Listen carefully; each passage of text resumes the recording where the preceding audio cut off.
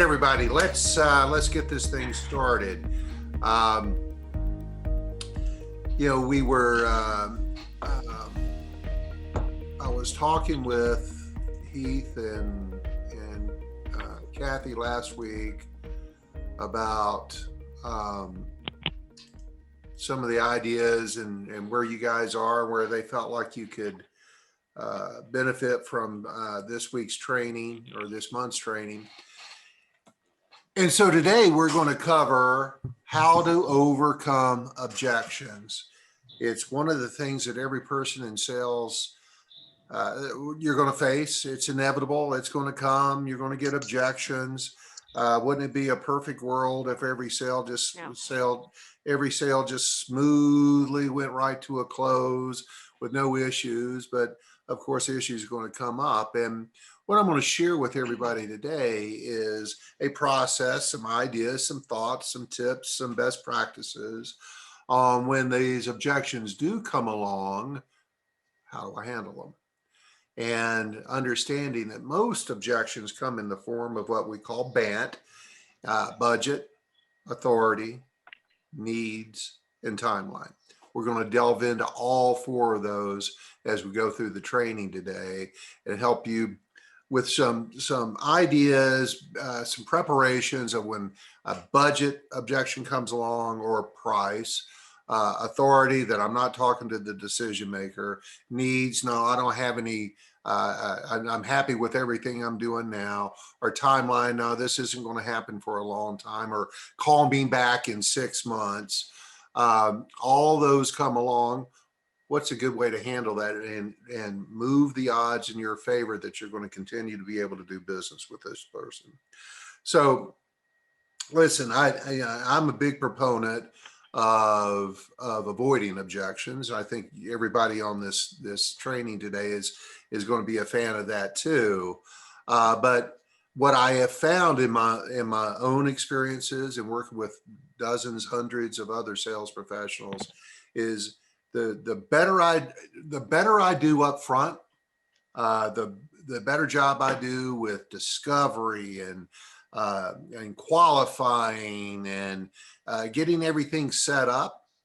If I do a really good job of qualifying and discovery, and we've had all those open-ended questions, and I've paraphrased back to them that, here's what I understand you need. Does that sound right? The objections become very minimized, but you're still going to get them from time to time. And I'm going to talk a little bit about why you still get those, but I can tell you can take them down to almost none or minimize those if you just as a plug to all this. You do a great job up front of discovery and qualifying your customers, your clients. You'll minimize the number of objections you get. So even if you do a great job, you're not perfect. You're going to from time to time get surprised. You've not asked all the questions you needed to. You might have rushed through your qualifying process. And so just in case you do get an objection, we're going to talk about that today. So understanding that objections are very situational. And it may be due to something that you've done. And it generally is something that you have or haven't done, honestly. And very often is I haven't gotten all the information. I haven't asked enough questions. I haven't listened well enough and probed into all the deep, dark recesses that I needed to in order to get the information out that I needed that would allow the minimization of any kind of pushback on a sale. And I can also tell you that what is out of your control, but you need to be able to recognize this, is the personality types. Different personality types are going to be more apt to object to you. And, I know Kathy and Heath and I have talked a lot about DISC, and that's dominance, influence, stability, and compliance. And about 18% of the population is what we call a high C, or high compliance. They say no to everything. They will not make a decision today.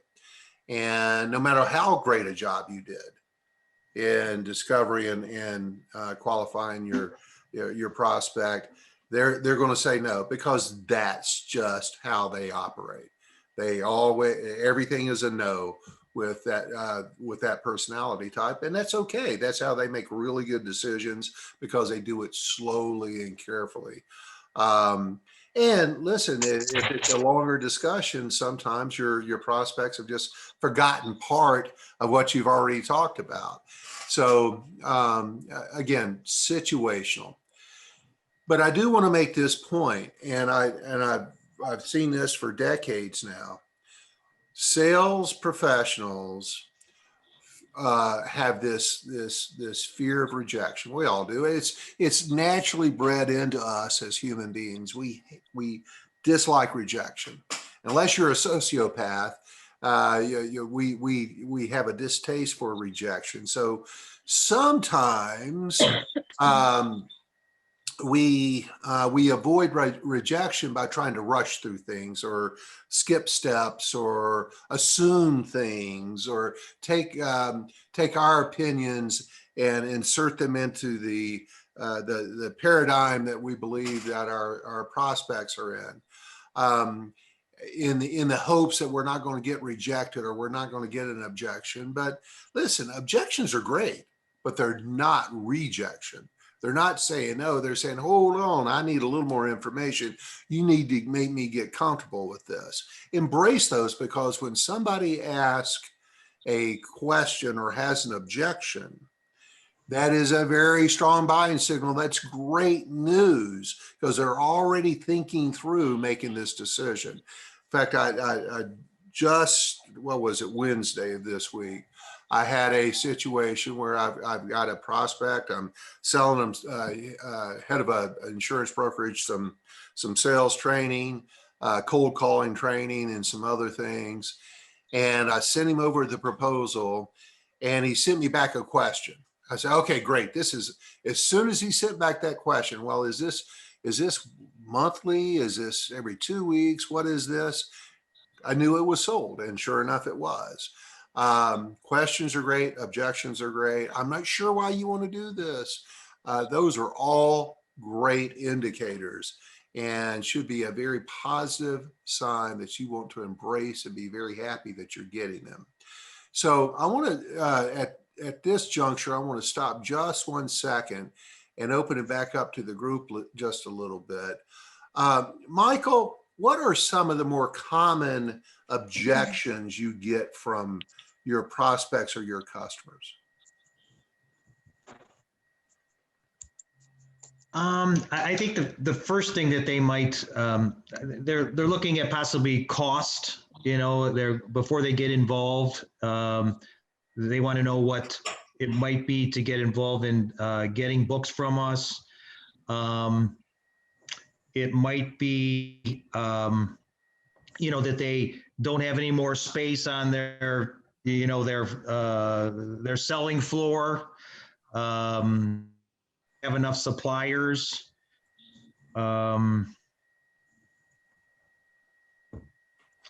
They don't know if my product mix is different from what they already have. And that they, for example, we have a national drapery workroom, which is, I think, one of our greatest assets. They, will say, well, I have somebody that had been, dealing with the local. Just some of the things I could think of off the top of my head. Okay, cool. I'm going to go around the room just a little bit and get some others. Thanks for that. Those are very common ones, I'm sure. Sheila, how about you? What are some of the objections you get from the folks you're talking about? Well, can you hear me now? Finish your egg sandwich there. No, that was actually a piece of chocolate. Top off my coffee.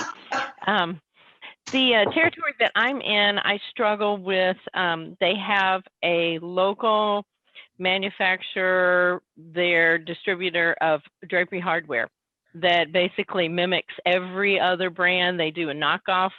It's their own brand, it's their own name.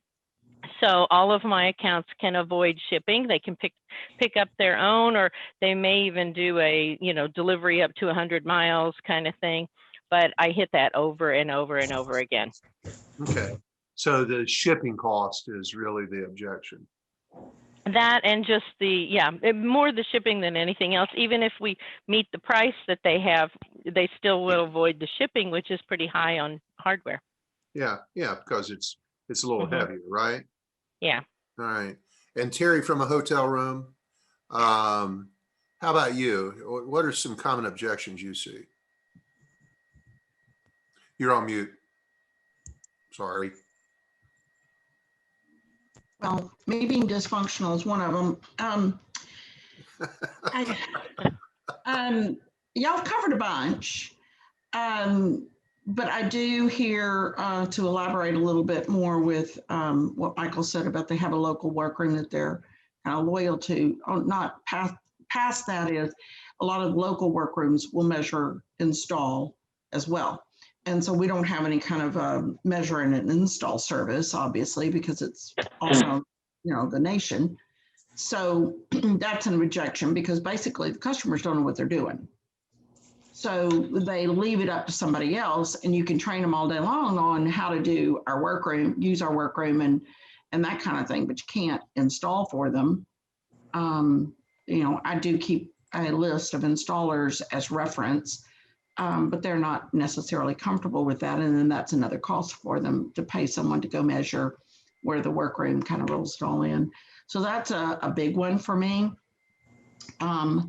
Also, part of the rejection or part of the problems I'm seeing where I live is we can't meet their needs in our workroom.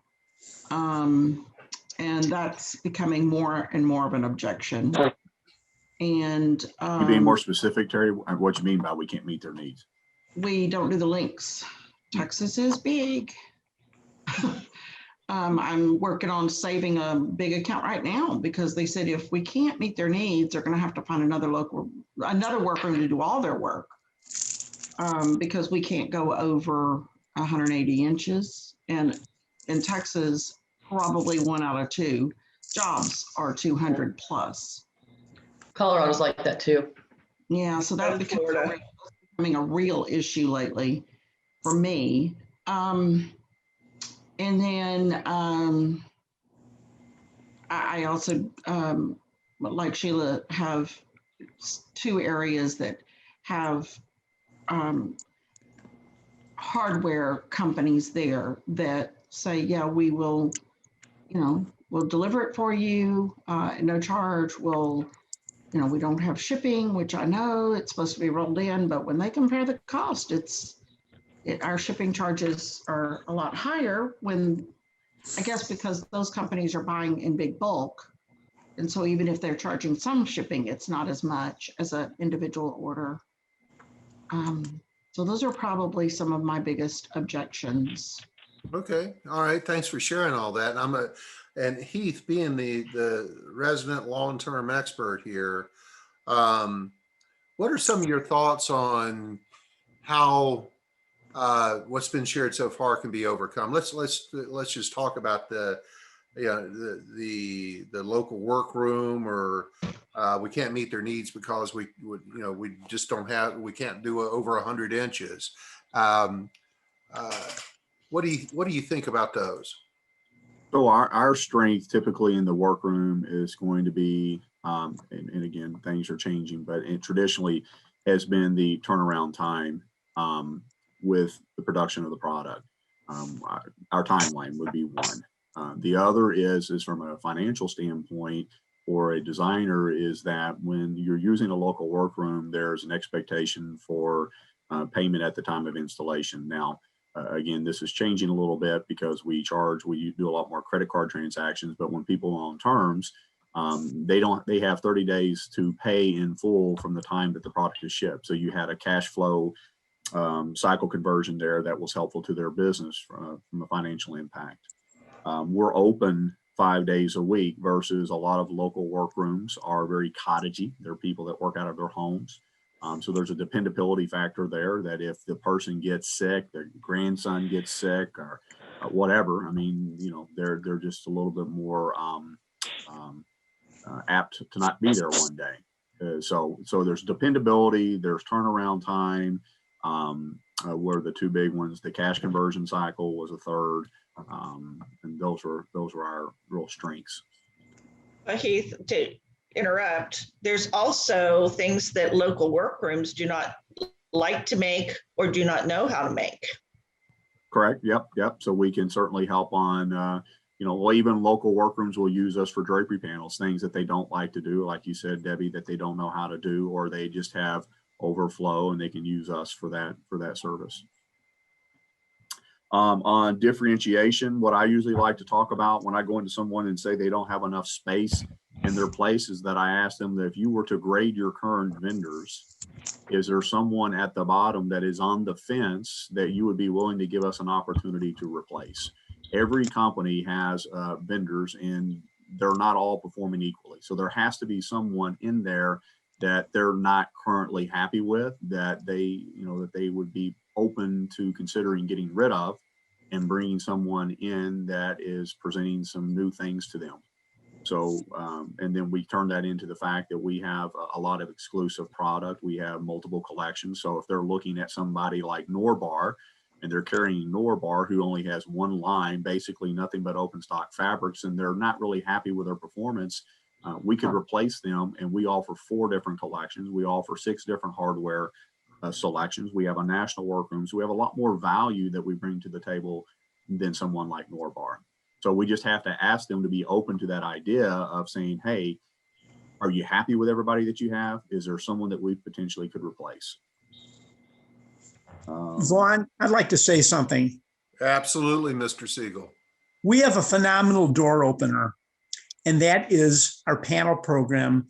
When I mention that I can make draperies for a majority of our exclusive solid fabrics for $80 a width, up to 90 inches long, it blows them away. And it's more difficult getting an appointment than getting in front of the customer and hearing objections, because quite honestly, I've been selling now for 30 years. And if I'm in front of the customer, 3 out of 4 of them will buy something from me. Okay. Now they may not buy the gemstones collection, which is too pricey and it's got more upholstery than drape.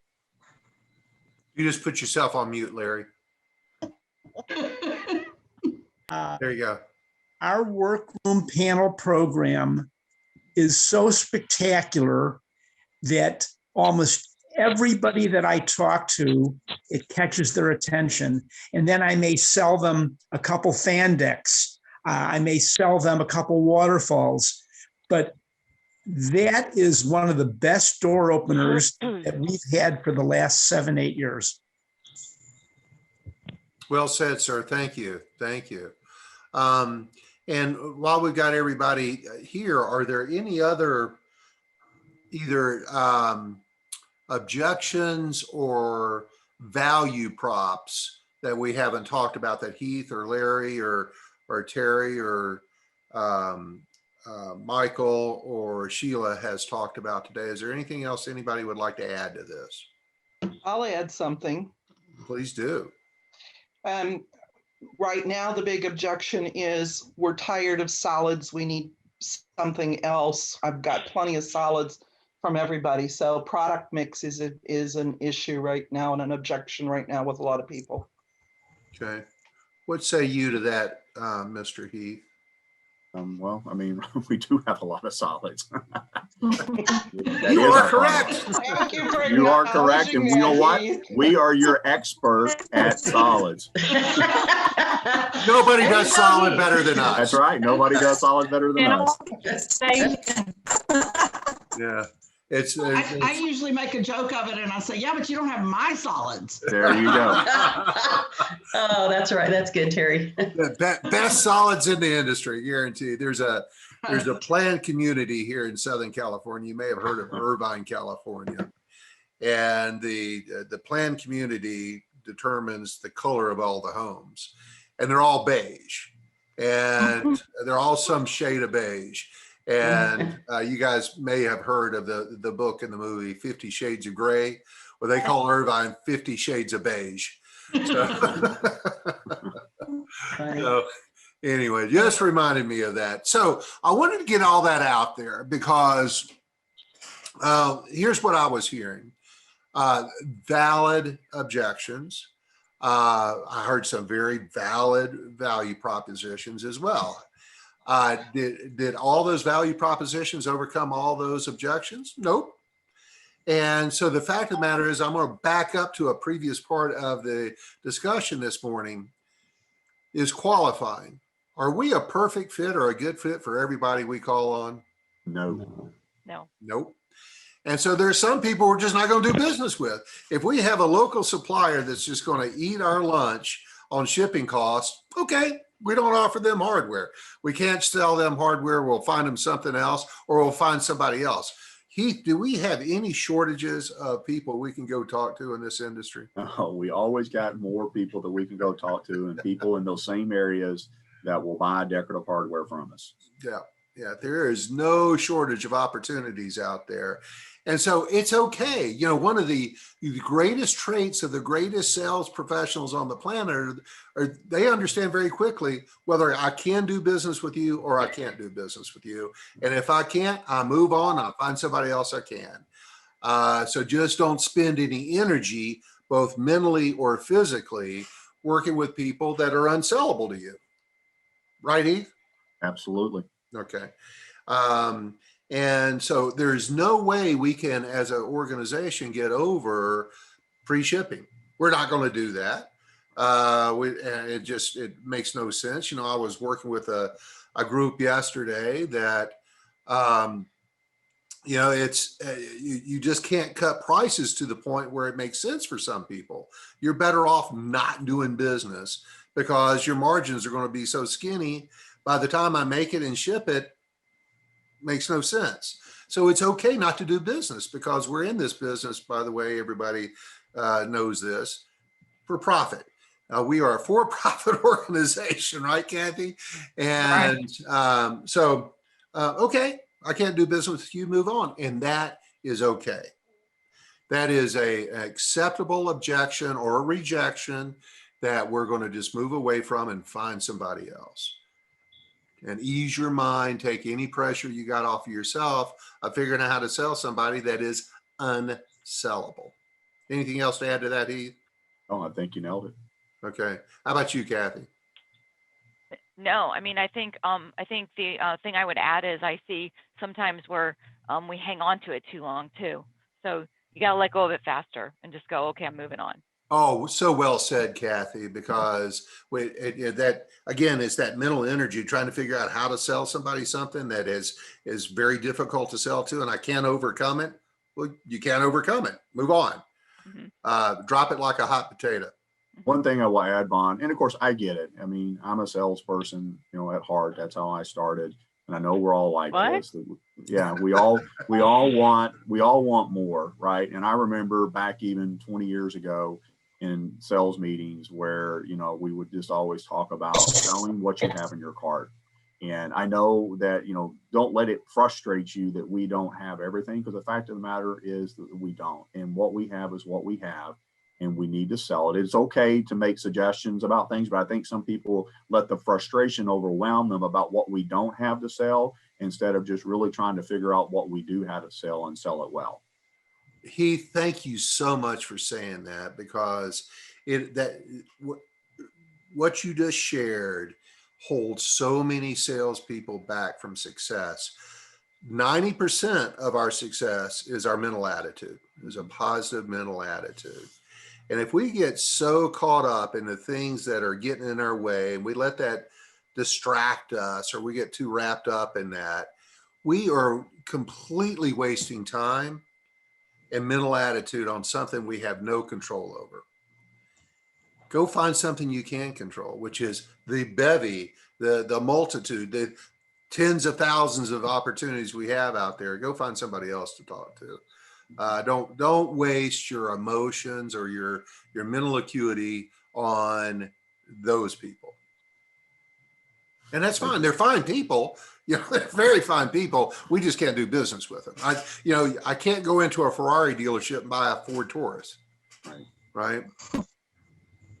Vaughn, one of the sales tools that I remember, and I've been selling now for 30 years, is that you keep asking for the order until the customer says no.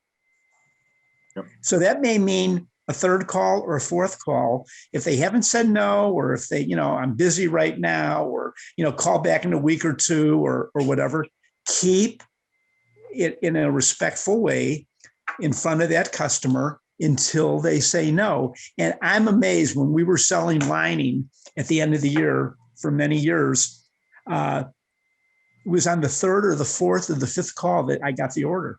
It's like, Well, and Larry, that was Heath's dad that taught us that. Keep asking for the order until they say no to your face.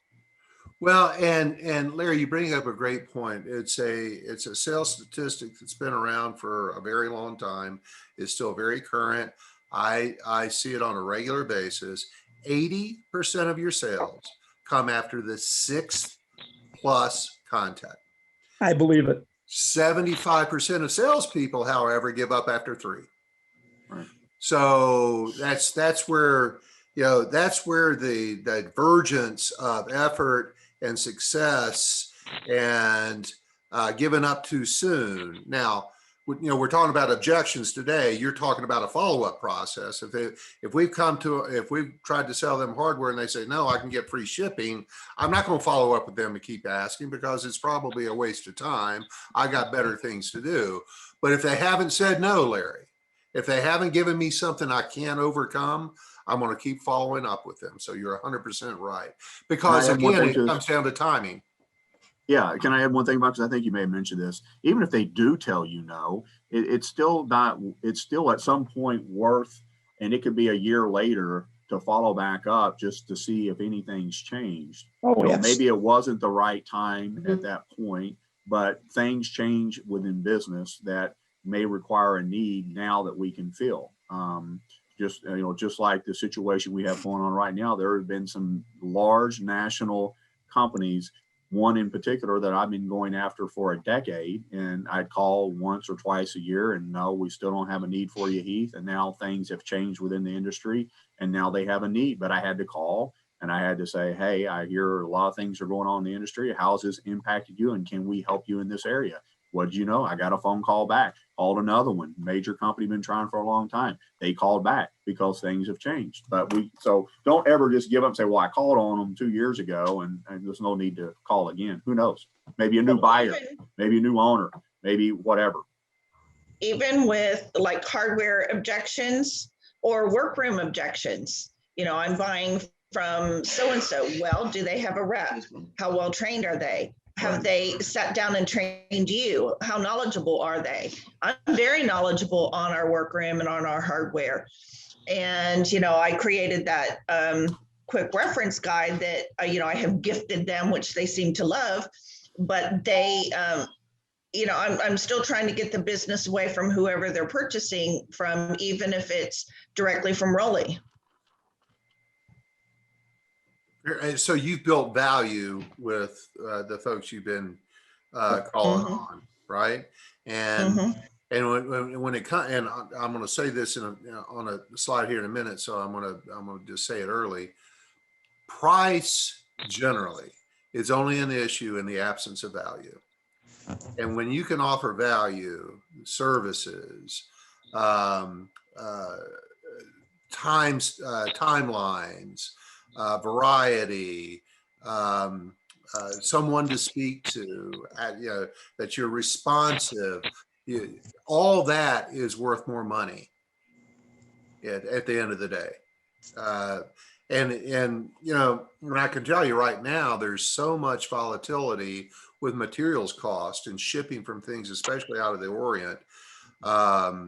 It's in many industries I work in, it's creating a big challenge, sometimes with my clients, but very often with their competitors. And so having stock, having materials to ship or product to ship to folks has been very difficult. And so because the supply lines globally have been disrupted. So to Heath's point, no today is no today. It doesn't mean it's not going to be no in a year. So thanks for bringing that up, Heath. Things do change. Yep. God knows we all lived through 2020. But anyway, back to objection training. What we're talking about today is the key to it is be prepared. Know that it's coming, and when it does come, have a process, have a system that I'm going to share with you today on how to overcome it. You want to be able to respond, not react, because very often we're so engaged with closing a sale or making a sale that we react too quickly without getting all the information we need. So I'm gonna teach you some steps to respond. We, of course, are totally in control of our actions. And if we practice this, if we're comfortable with this, we know what we're going to say when common objections come up, then are you improving your odds of overcoming that objection? Yes. If you can't overcome that objection and it becomes a rejection, okay, that's the game of selling. But if you've got a process and you're prepared and you have a better way or even a way to overcome objections, your likelihood of sale improves. So first tip, first best practice we all need to make sure we embrace is when we get an objection, we need to listen. We need to listen very carefully because very often our first reaction when we hear somebody push back on us is to jump right in with, we can fix that.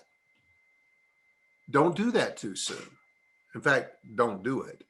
Resist that temptation because when you react too quickly, you risk making some assumptions about that objection. And there's some statistics around this that I bet you guys can relate to when I get to it. But take some time and listen. And when you get an objection, it's time for you, instead of reacting and saying something or trying to overcome it immediately, that's your signal to back off and go to questions. Start asking questions because you want to understand the objection. Very often that objection is not what they first said to you. There's sometimes underlying issues that the buyer just isn't very good at articulating, or it's not at top of mind. They're thinking through what their situation is and haven't been able to convey it to you in a way that you fully understand it yet. And if you respond too soon without all of their needs revealed, you're going to shut it down way too soon. You're cutting off your opportunity to expand your knowledge. And this is all about gaining more knowledge about the situation. So the first response is rarely what the buyer's true issue is. And so it's your job to get to the heart of the objection and fully understand what their pushback is. And to do this, you need to ask permission from the buyer to further understand and delve in and discover more about what the situation is that they're pushing back on.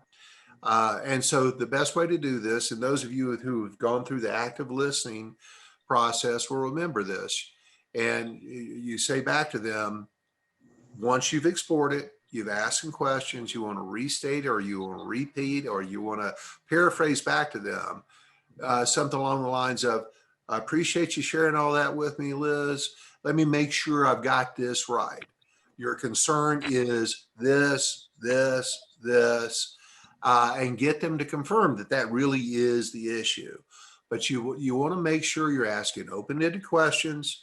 Who, what, when, where, how, tell me more, share with me. And the answer to what is really concerning you is really the barrier that you've got to overcome. And that's where we've got to understand can we overcome that? We can't overcome all of it. I get that. We should all embrace that and understand that. But if we can, if there's something that they just don't understand about what we've done, they don't understand, and it's almost impossible for them. You're the expert on our business. they're the expert on their business. The more we learn about each other, the more likely we are to be able to find a suitable match with each other. So it's asking questions. And then once I've got all that information, then I can respond. After you're highly confident that you've uncovered all their issues, all their challenges, all their objections, you want to address the most important one first.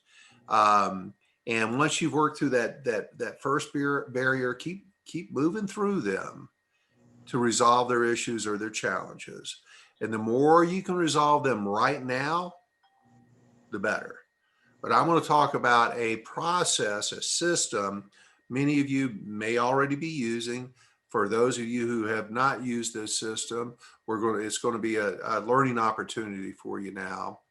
But I'm going to teach you a way to resolve these issues that from a neuroscience standpoint works more often than not, way more often than not. Always keep it in mind. It's really important for you to have success stories around where you had an objection or somebody pushed back on you, but you've convinced them or you persuaded them to go forward with your product, your services, your samples, whatever it is, and then a success story. Know your customer success stories. Have a library of those, even if it's the same ones every time. They've never heard it before. Your customers have never heard it before. So keep a library easily at hand in your mind of where you can draw back on a success story where somebody didn't want to do something, they didn't understand something, you help them understand it, and then they bought, and some success that it's a hero story, and the customer is always the hero, and the process is CEO. You want to clarify, which is you want to restate it, and you want them to confirm with you that you got their objection understood perfectly. You want to empathize. You want to agree that I understand why you would have that concern. And then you want to overcome it with a story. And in fact, in any kind of negotiation, in fact, one of the best things, one of the worst things I ever did when I was in school was learn to debate. And I drive people crazy with my love of debating things. But one of the first lessons of negotiation, a really good negotiators, is when somebody pushes back, you agree with them. When somebody disagrees with you, you agree with them. That takes all the wind out of their sails. You've just emptied their ammo magazine.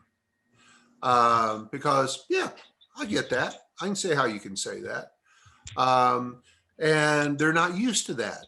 They're used to salespeople saying, well, hold on, and going into a pitch. Avoid that. So you want to clarify it. You want to empathize by saying, yeah, I get it. I understand why you would say that. However, here's what's actually been happening. So let me take you through something. So here's how it works. You want to clarify. So Karen, your concern is, and you state the objection. Did I get that right? And then when they agree and they say, yep, that's absolutely right, Heath. Empathize. Oh, understand based on what we've talked about so far, how you can feel that way. I've heard it from other customers, which is called normalizing. You're not the first one. I've heard this 100 times. I've heard this from a lot of people. And then you want to overcome it. However, this is what I found. When they actually used our product, our service, they found despite the higher price, the quality was so much better that it made their project easier or more cost effective. In fact, I was just speaking, and that's when you insert your story. To Liz at Decorating Expo, and she had the same concern. And once she decided to go forward with us, she reported back to me, here's the success story. Heath, did that make sense? Heath, you with me, man? You're on mute. There you Yes, go. it is. I'm sorry. I'm typing notes as you're doing this. I didn't want you to hear my keyboard. Well, we all appreciate that. Did that make sense, CEO? Yeah, absolutely. All right. Absolutely. All right. I think that's a good process to follow. And it is disarming to people when you do show concern and empathy for them. Because I know a lot of times we probably all feel it. We want to defend. I think as soon as we hear an issue, we jump to defending. Yep. I know I do. I have to fight that. Yeah, we all do. It's our natural, it's fight or flight, right? Right. But be in practice, it's, oh, okay, I understand how you could say that.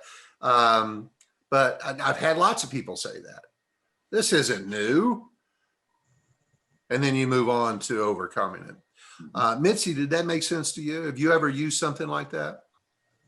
I mean, I use stories like that as, talking to clients all the time. So especially if they bring up something with like workroom issues or shipping, different things. So absolutely, it makes sense.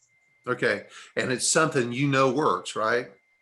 Mm-hmm. Yeah, cool. How about you, Mr. Siegel? This all sound familiar to you? Yes, it does. But there's a point I want to make.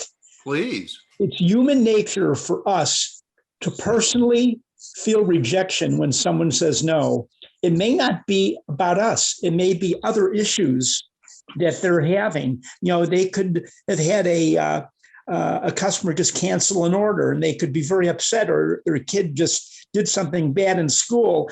And it's not always about us. We're so self-centered. We think everything is about us. And I'm very involved in counseling outside my R&M life, okay? And we talk about that it's not always about you. We're so self-centered and we're so concerned that this rejection and these bad things are something that we did. When we can overcome the personal rejection that it's about us, that gives us an opportunity to be fresh and be clear-headed and come up with a solution how to overcome the objection of the customer. Yeah, you're so right. I've seen a lot of anguish and wasted energy from a lot of salespeople trying to figure out what they did wrong, and it's rarely what you did wrong. It's something on their end, and I've got dozens of stories around that too. So thanks for bringing that up. Very important. And another way to diffuse a difficult situation, if the customer is criticizing, I had a terrible top treatment made by you, and and you guys didn't take care of a problem. One of the things that diffuses a hot issue is you may be right. A simple little statement like that, you may be right, and then you're giving them the benefit that you acknowledge that they have an issue, but now let's go solve it. Yeah, Larry, they just want to be heard. So good point. And I just want to touch with Erica. So Erica, did this clarify, empathize, overcome make sense with you? Absolutely. And I use this a lot. And I think that, like you said, your customers just want you to understand them and they just want to be heard. Yeah, it changes the game in the relationship, doesn't it, Erica? It totally does. Yes. Yeah. All right. Good job. Thanks for that. So the key to all this is don't wing it. Be prepared for it. If you need more information, get it. Keep asking questions till you fully understand it. Be careful about really long-winded responses. That sounds very defensive. They don't want to hear some 10-minute dissertation from you on why they're wrong. And one of the most essential phrases we all need to keep in our vocabulary is, I tell you what, let me get back to you on that. If you don't know, don't wing it. Go get the information they need. Go find out if we can or cannot resolve their objection, and get back to them. Don't respond without the confidence the authority that you know that we can solve that. Kathy, is that something that rings true with you? Yeah, I did want to add something a little bit too. When they talk about on the part you were talking about where they bring up another story about another customer that had the same situation, I think that you have to be careful. I've seen reps before. They start to complain with the customer. They've carried it too far. Does that make sense? So you got to balance that. It's a Well, and that's where you drop off of empathy and move to sympathy, right? We don't want right. we don't want to be sympathizing. Yeah, that damn RM Coco. Exactly. I But keep yeah, it telling all them. makes sense. If I told them once, all my customers say that, and I keep telling that damn RM Coco. Yeah, but yeah, this is perfect. That makes perfect sense to me. All right, good, thank you. So make sure you confirm, do I have this right? And once I give them a solution, are they comfortable with that? Is that a solution that makes sense to you? Just because they're nodding during your response as you're overcoming this doesn't mean they've agreed to everything. So don't get a false sense of acceptance out of that. If they're happy with your solution, and you make sure you explain it not too long-windedly in a way that just gets it nipped. And some may take some bullet points, some may take longer stories, some may take, some objections are veiled in other objections. You may have to work at this, but in the end, you want to always say, have I given you everything you need to feel comfortable with this? So, Vaughn, yes, sir. can I ask you a quick question? At that point, when you're gathering that information and you let me get back to you on that, but your point, is it timely then to say something, well, if I'm able to resolve this to your satisfaction, could we move forward on getting involved with RM Coco or selling them something? Is that the time to interject something like that? You betcha. It's called a soft close. So yeah, perfect, Mike, and I'm glad you brought it up. Well placed. So is it okay for us to move forward? Have I gotten this? I need to get you more information. I need to finalize this. But if I get this resolved, are we going to go forward? And so, well done, sir. Anybody else have questions on that before we move to a little deeper part of objections? I have something I could add while we're sharing ideas. I know everyone has their own thing that they say or that they play up, but what I've been using as far as all of our fabrics are solids, which a lot of them are, and our new introductions are primarily solids. I've just been playing up the fact that our fabrics that we're introducing all have a purpose. So they're light filtering, they're blackout, they're eco-friendly, organic, they're performance fabrics with Krypton, and we're going through a phase of introducing fabrics with a purpose. Huh, very good, Sheila. Wow. Nice I've just job. been playing that angle versus, yes, they're solids and you're looking for prints, but. Very good. Thanks for bringing that up. Anybody else? All right, beautiful. Thank you. Good discussion, y'all. So ban. Again, most of your objections will fall under these 4 topics of ban: budget, authority, needs, and timeline. Now, I've got some examples in here. They are very vague examples. You guys are the ones that are out there talking to customers every single day. So you're the experts on what the objection might be and how it may sound. So I'm going to take you through some overarching approaches to overcoming budget, authority, needs, and timeline. So budget, we don't have the budget for that. We don't have the room on the shelves for that. We've got, I can't afford to bring anybody else on. And that's where, you got to avoid that knee jerk. And instead of offering up a fast discount, or what if I can lower the price for you, which I know we don't do, we're going to look for a creative way to provide better value for them.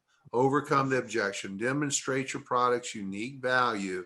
Don't forget how important you are as an individual to the value of the product, to the value of them buying from RM Coco.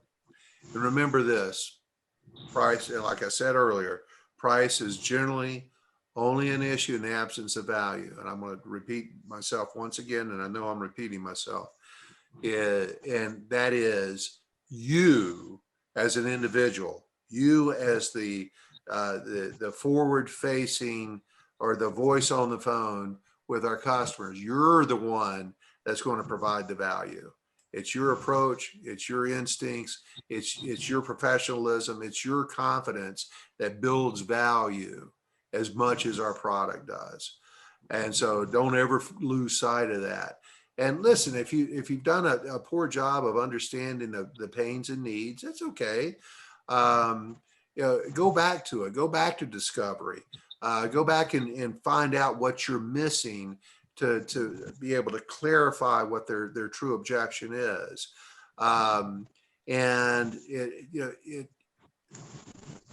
Sometimes we can present your product in a way that, or you didn't present your product in a way that provided the true ROI on doing business with you. And so just keep all that in mind. The authority, this is one that hopefully you pick up on in your qualifying questions is, are you the decision maker? However, sometimes they slip in a second decision maker at the end. Well, I've got to run this by my partner. Or, I've got somebody else I need to talk to, my manager, my boss, my partner. The other thing too is very often we've made a presentation to someone, or we've had a discussion with someone, and they say, well, I'm going to go talk to my partner about this. Don't ever let them do your job. You do not want somebody that's not an expert on your product or services making a presentation to somebody. You want to make that presentation. It is a horrible mistake to make, is for them to go talk to their partner or their boss or whomever about doing business with you. Make sure you're the person that's making that presentation. Sometimes this may sound like a dismissal from the customer too, that they want to go talk to their partner. Sometimes you really do need to talk to your partner. I've got to talk to my partners about my purchasing decisions, because we all have a say in the budget. So you just want to make sure that if they want to go talk to the partner, and I'm going to talk about this in just a minute in a little deeper, it's sometimes that is them rejecting you in a very polite way. They're just using that as an excuse, and you've got to understand that. Michael brought up a little earlier. Well, listen, if you are you bought into this? If you talk to your partner, you're convinced, then you feel like we're going to go forward. You've got to ask those questions, and I'm going to get to a very bold question and statement to make sure we uncover that in just a couple slides here. But understand that if they've got to go talk to their partner or their boss or whomever, they got to go talk to their boss. It would have been better had we qualified and understood whether there was going to be another decision maker in the mix early on, but hey, it happens. And if you want to make sure you ask the question, is there anything when you go to your boss that you currently are concerned with because I want you to be prepared to talk to your partner in a way that's going to be positive. So make sure you're continuing to ask questions and determining if this is a go forward situation. And so if they've got to go talk to their partner, say, hey, well, listen, let me save you the trouble. Listen, and I've even said to people, I know you want to go talk to your partner. You seem to be all bought in on this, but that's my job. And I tell people this. So often people have gone to their partner or their boss and said, hey, this is what I want to do. And it gets rejected. And it gets rejected because you don't know my product the way I know my product. You don't have the passion and the knowledge around my product that I have. So let's do this. You want to go forward with me? Let's set up a call with your partner so we can talk about this together. Don't let them go talk to their partner or their boss without you. So say something like, let's do this. I'll schedule a call, send me their email, send me their phone number. I'll get on their calendar, and I'll help fill in Karen's blanks. Sound good? What do you think about that, Heath? Yep, I agree. I see it all the time in our business where they'll set you up with a design assistant for the presentation. And there's been many times where I've just kind of shut down the meeting at that point, or asked to reschedule, because all they're doing is just sending that design assistant out there to be courteous, to listen to you. And they're not going to be able to sell the samples to the owner. They're just going to go say, hey, they said this was X, and they're going to say, forget that. So yeah, absolutely. See it all the time. You're the sales professional. You're the one that gets paid the commission on this sale. Make sure you're the one that's doing the selling. Neat. I'm happy with my current setup. A couple of the objections that came up were around this morning. A lot of people are very complacent. A lot of your customers out there are in fear of change. 70-something% of the population has a fear of change, or a pushback on change. So they'll just dismiss it right off the bat because they just don't want to change. They're caught in their routine. They're comfortable where they're at. But very often that complacency is due to a lack of information. And it's a lack of information, or the broad knowledge of what's really going on out there, or any comparisons. And we get stuck, we get loyal to a brand or a vendor, and we don't realize that there's other ways out there that may be a lot better for them as us being a vendor. So take the extra time to describe what the problem really is with their pushback on, I've got all I need right now. And if you can bring up some examples or case studies about how your company has helped others, how you're driving business, driving a thriving improvement in other people's businesses with your products and services, make sure you bring that up. Story sell. And as humans, very often we want to know that somebody else is doing this. And so you want to bring up the concept of social proof. And social proof is success stories or testimonials or recommendations from other people. Fear of change is natural. It exists in all of us to some degree. And you'll need to calm in some cases your customers' reaction to any kind of change or addition or utilizing a different vendor or process in their lives. Kathy, what do you think about that? It makes sense to me. Okay. And your team, Kathy, do they report back to you that that people are pushing back because they just they don't need anything else? Oh, sure. All the time. Okay. So, I mean, it's just a matter of just understanding as much as you can about their business.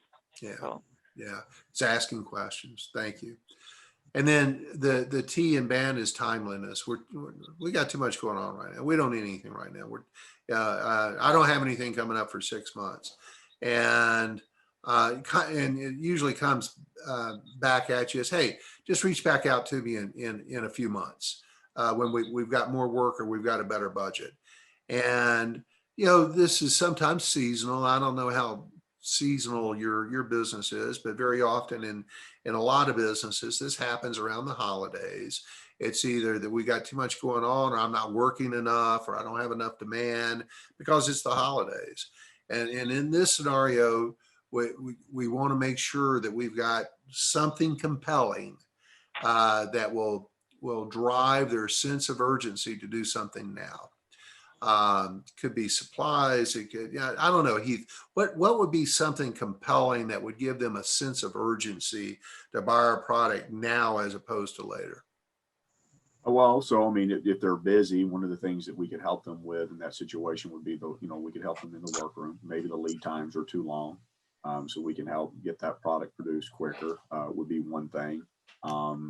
We don't really sell. We don't run sales on anything to create urgency in that standpoint. So okay, it's our product. It's getting in place. So, and there is some seasonality. There are times of the seasons for certain types of businesses where they're really slammed and they just don't have time to see buyers and they're working on projects. And that's so I would say that one of the things you could do is try to get a commitment then and there for an appointment, and not just say, okay, well, I'll follow up later or send you an email. Say, I recognize that this is a busy time of the year. And so how about if we go ahead and we schedule something whenever, set a date. Set a date. Absolutely. And I think we've talked about that before. If not, it is critical that we don't just, okay, I'll call you in a month or I'll call you in 6 months. No, let's go ahead and get a date and time on the calendar. Let me send you a calendar invite. Yep. And that way it reminds you, it's a task reminder for you. And it's going to be a reminder to them in whatever period of time that, hey, he's going to call me back. You might want to touch base a couple more times with just a hello email, but because you never know when things might have slowed down and now they're ready to talk sooner than they thought. Correct? Absolutely. Anybody else have anything to add to that? That we're too busy or I don't have the time right now? I would like to say something.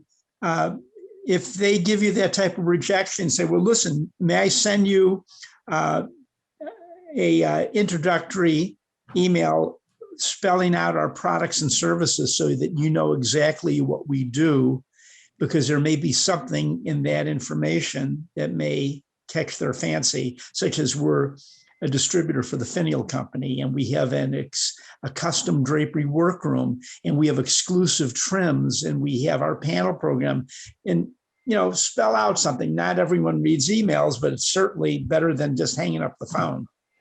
Yeah, it's something, right? So thanks for adding that, Larry. Again, I want to emphasize objections are not rejections. When you get and you're going to get rejections, you're going to get no's, and no's, frankly, are sometimes from a time management standpoint better than a yes, because I know who not to bother. So I'm okay with rejection, but objections are really good things, because it is very often a positive buying signal. They're thinking about doing something, but don't stop and mistake an objection as being rejection. And then I want to talk about the kiss of death 1 second. It's the one that very often gets mishandled. Let me think about it. Anybody ever hear, oh, you know what? Let me think about it. Just raise your hand. Absolutely. Yeah. So, and so I encourage you, this is bold. This takes some guts, but I gotta tell you, when you do it, and I do it regularly, it works every time. Because I don't want to waste time or the mental energy thinking that I've got something going on when I never had anything going on. Because very often I want to think about it is a polite no. Mhm. And I've just got to accept that. They don't need me, they don't want me, and I'm fine with that. Or it could be that they really need to think about it. A large part of the population needs to think about it. So please, something along these lines. I understand, Karen, this is a big decision. However, sometimes when I have a prospect tell me they want to think it over, what they're really saying is a polite no. I can handle no. Is that what you're saying? Let that absorb just 1 second. I understand, Karen, that this is a big decision. However, sometimes when someone tells me that they want to think it over, what they're really saying is a polite no. And I can handle that. Is that what you're saying? Because in the end, you just don't want to waste your time with somebody that's not going to buy from you. So let me open that up. Deborah, is that anything you've ever used before? Have you come across that? I've come across it. I don't think I've ever said that to somebody, but I was just thinking there have been times when you've got somebody like this and you've pushed and you've twisted their arms and you've opened the account and you've gotten books in there and you've done all your training and you've done your best you could, and they've never purchased from you because they really weren't interested, but they went along with you. Yeah. And listen, at the end of the day, very often sales gets misunderstood and we're trying to convince somebody to do something they don't want to do. But out of human nature and politeness, very, very often they'll just go along and string you along with no intention of ever doing business with you. And it's, I've got to know whether you're ready to do business with me or not, because taking those steps is a gigantic waste of time for your future. So thanks for bringing that up, Deborah. Sarah, is that something that you've ever come across that you think you might be able to use? I like your hair, by the way. Thank you. He called me Leia earlier this morning. Go ahead, Princess. Okay. Oh, now you got me all laughing. Yeah, I mean, all the time, prospects say, well, let me think about it. I'll get back to you, or I'll take a look at your website and get back to you. That happens all the time. I normally just say, okay, well, I'll just send you an email of just kind of overview of what we talked about, just so you have a little bit more information, and I will check back in about a week or so, just to see how things are going. And then normally, if after the week they haven't looked at the website, I kind of let it go for a while, and then I'm like, I'll check back in a little later date. Yeah. But I mean, all the time. Okay. Would you be comfortable saying something along the lines of what I just put on the screen? To be honest with you, yeah, because I'm not face to face. Yeah, there you go. No offense to the outside sales. I mean, it's easier to say something like that have a little more kick to it when you're not face to face with somebody. I mean, yeah, it takes a lot of guts and a lot of confidence to say it, period. But I definitely would. All right. Thank you, Sarah. And I appreciate your honesty on that too. And what about you, Barb? Is that something that you would feel comfortable with? Yeah, I think I would try it. I would certainly try it.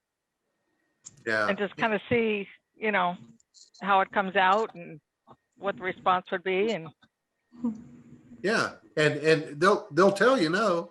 I mean, you just gave them permission to say no, and I don't mind a no. I really don't, because I don't want to be chasing your butt, trying to make a sale when there's never going to be one, So, and it's amazing how honest they'll be with you. Yeah, I don't think we're ever going to really do anything.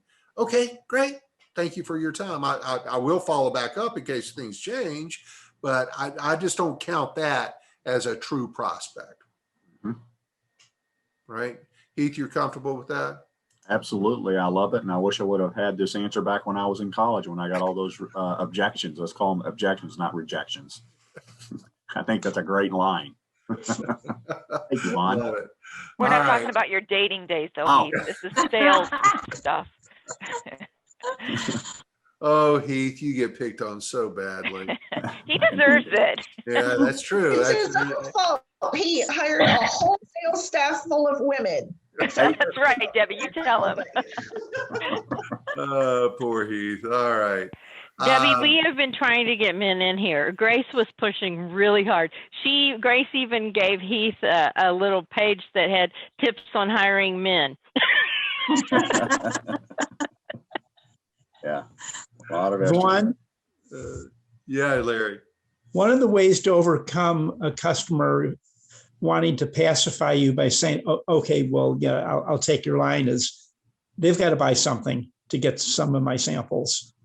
They've got to step up to bat and partner with us and spend at least $50, get 10 fan decks, get a couple waterfalls. I'm not going to just give them something because they're being nice and saying, oh yeah, well, I'll take your line. Yeah. They have to make a commitment on something. And when I find that they're willing to invest, whether it's a nominal investment or not, there's a commitment there that they are interested in the product. And that kind of separates the men from the boys. When they step up to bat, will spend $50, $100, $150, $200 on samples. Because yeah, some people may say, oh yeah, this is great. I'll take your line, and you never get an order, as Debbie said. They gotta show what they mean. They gotta buy something. You gotta get some skin in. And by the way, Larry, you need to read the room. It's not men from boys. It's girls from women. I mean, look around, dude. You're right. Kathy, let me ask you, is there something you picked up on today you feel like will be a value to you to use in the future? Has there been a mindset change? Has there been some tools or processes that have been valuable to you today? I think just reiterating that honesty to customers gets people a long way. So honesty, whether they really mean no, or just that extra step of, I mean, I say it all the time, just be honest to your customers, and you're going to go a lot farther. So to be honest and say, do you really mean no? I've not used it. I love it though, because that's just another way to be honest about it. Yeah. Yeah. And they do appreciate that. You're not going to offend anybody with it. Right. And so let me open this up. What questions do you guys have?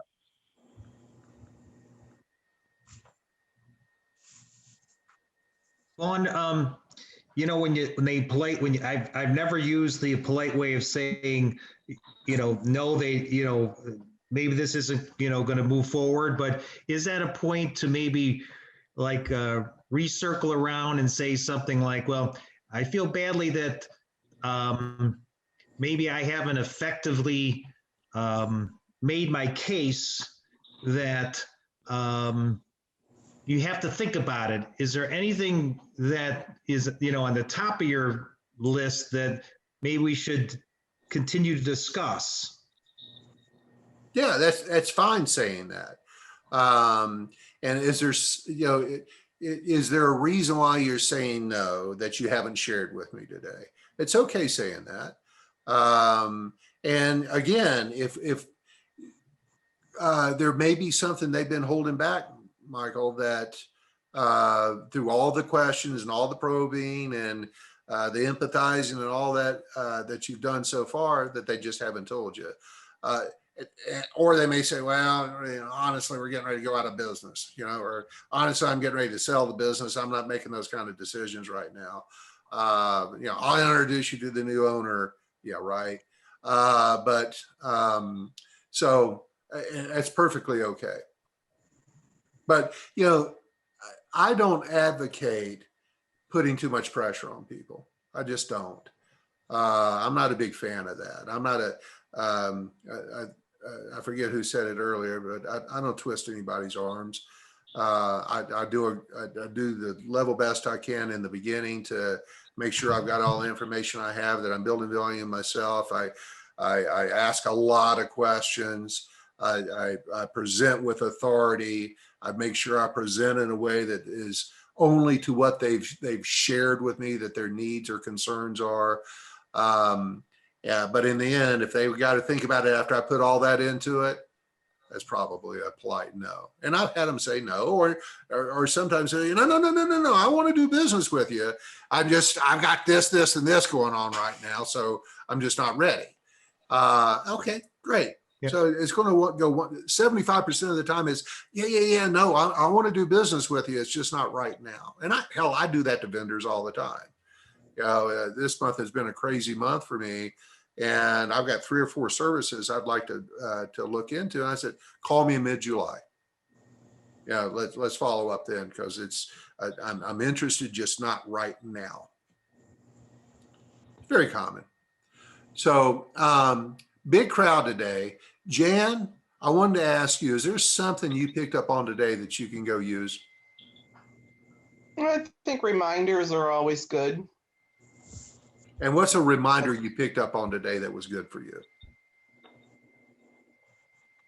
Well, I mean, just basically kind of everything, because these are all things that most of us experienced people have used for years and years. So always just hearing, don't take no, keep plugging, keep probing, ask questions. I mean, most of this is reflex by now for some of us, but it's always good to hear reminders.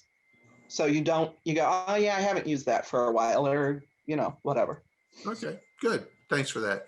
Karen, anything you picked up on today that was good for you? Sorry, I was on mute. Yeah, it's interesting because it makes you reflect on what you do and what you don't do. And so, like on the last topic, where the last where you were more direct, I don't know if I would be that way. I don't know if that's me. I think that I would probably say, I understand, we may not be a good fit right now, but would you like me to keep you in mind? And then my next, trip, I'll stop in and see how you're doing. And usually they'll say, yeah, that's a good idea, because right now it's just not a good time. Or I would try to do it I think I just would do it a little less, so there wouldn't be any awkward moments, because I try to avoid awkward moments. So. Well, I spent a whole day yesterday with a group of people on fear of conflict. And we sometimes don't ask the questions we need to ask out of fear of conflict, that there's going to be some kind of insult or that sort of thing that comes along. And Karen, you got to be careful. You got to be comfortable with that. But the purpose of the underlying purpose, if I haven't made it clear, of asking that is, I don't want you stopping by and wasting your time with somebody that never is going to buy from you. Your time is too valuable. And there's way too many people to go see and talk to out there. And by being a little more upfront and bold, sometimes we're uncomfortable doing that for some kind of reaction that we haven't ever seen before, because we've never done it. But I can tell you, after having done it for 25 years personally and teaching dozens, hundreds of salespeople to do it, the ones that do it love it. And you got to do it 1 or 2 times and see what the reaction is. I think you might be a little more comfortable with it. Yeah, Vaughn, I One think of the things I would do is you got to do it with some humor. I mean, and putting somebody on the spot does not work, even if they were inclined to maybe give you another chance. You put them on the spot, make them feel uncomfortable, you're done. Yeah. So I would never do it as bluntly as, I'm sorry, what you've suggested. I do it with humor that a lot of times will break the ice, and they will say, yeah, you know what, call me back or stop in next time or whatever. But you cannot put people on the spot and turn them off. You just can't do that. She's right. Okay, so Jan, I understand what you're saying. I absolutely understand what you're saying. Take into account, and I didn't want to I think I've misrepresented this a little bit. You've just spent 30 minutes or 45 minutes with this person. You've built a relationship. Right. And so now I've got something going with this person. Right. That gives you some right to ask a question, yes, with some level of humor, is fine. You've built a relationship. You know how to do this. Because you've broken the ice, you built some rapport. So thanks for bringing that up, because that's a misrepresentation that I allowed, and that this isn't blunt. It really isn't, Right. but it's bold. Right. And I agree, I don't want anybody Well, on this training today to be wasting time with people who aren't ever going to buy from you. Yeah, can I say a couple I am going to things? bring up one thing, please. Oh, absolutely. You guys, men don't think that's blunt. Women do. You got to be completely in tune with the difference between how you approach a woman and how you approach a man. Because if you just try and approach everybody the same way, again, you're going to end up in trouble. 100% right. Right. Couldn't agree more. Couldn't agree more. You got to theme it to your audience. Right. And I think, Vaughn, that same statement, it's tonality, right? We can all say the same thing, take the same sentence and say it in multiple ways. So I think the way that Vaughn had stated that is the tonality, the way that you come across, the sincerity. You can come across arrogant, you can come across with humility in saying the same thing. And so I think that you could say what Vaughn said and say it with a tone. And again, with the fact that you just built a relationship with the client that would not come across in a negative way. However, I think we always, again, worry about offending other people. And we, as salespeople, devalue our time. I think that's one of the biggest faults of salespeople, myself included. I think we see ourselves as subservient to our customers and don't see the value that we bring to the people that we're talking to. And we do, as a team, I see it all the time, especially when I'm traveling, we do waste our time. We do waste our time with people that we should not be spending our time with. And it's because you and me do not value our time. And that's the most valuable thing that we have for you as an individual and a human being, and for the company.